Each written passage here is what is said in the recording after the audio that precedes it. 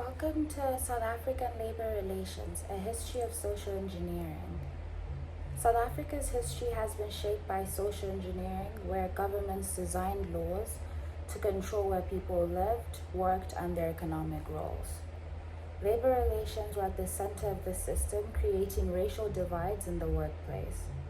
Today we'll explore how South Africa's labor history evolved from colonial rule to apartheid and finally to democratic labor rights.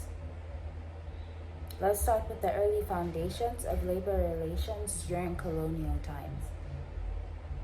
Labor relations in South Africa began under Dutch and British colonial rule, where forced and indentured labor was very common.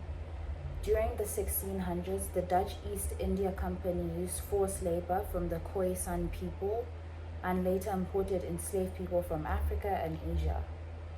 In the late 1800s, the discovery of gold and diamonds led to the growth of the mining industry. This created a new labor system where black workers were forced into dangerous, low-paid jobs while skilled jobs were reserved for the whites. The past laws were introduced to control where black workers could live and work, marking the beginning of racially divided labor policies.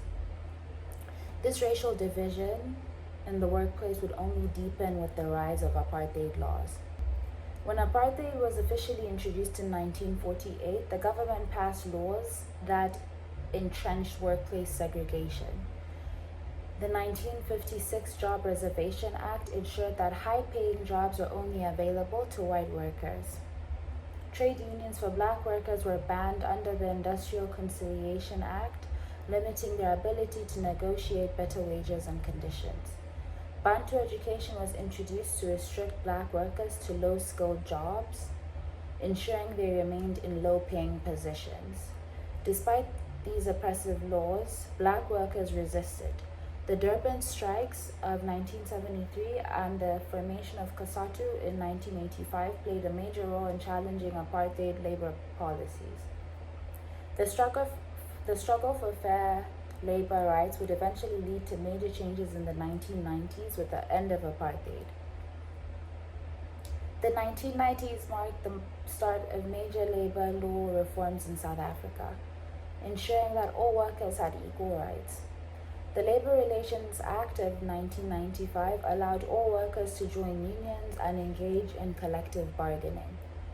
The basic conditions of the Employment Act 1997 set fair working conditions, including limits on working hours and protections for vulnerable workers.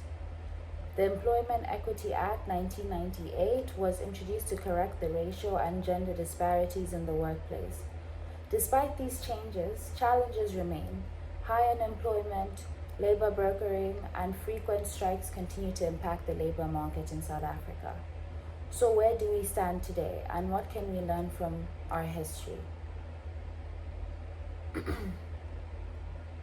South African labor relations have evolved significantly, but the legacy of social engineering still affects our economy today.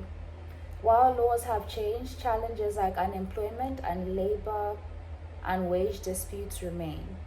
So how can we build a more just and fairer labor system? Let's continue this discussion. What do you think about the changes in South African labor laws? Leave a comment below. If you found this video insightful, don't forget to like, share, and subscribe for more consistent content on South African history and labor rights.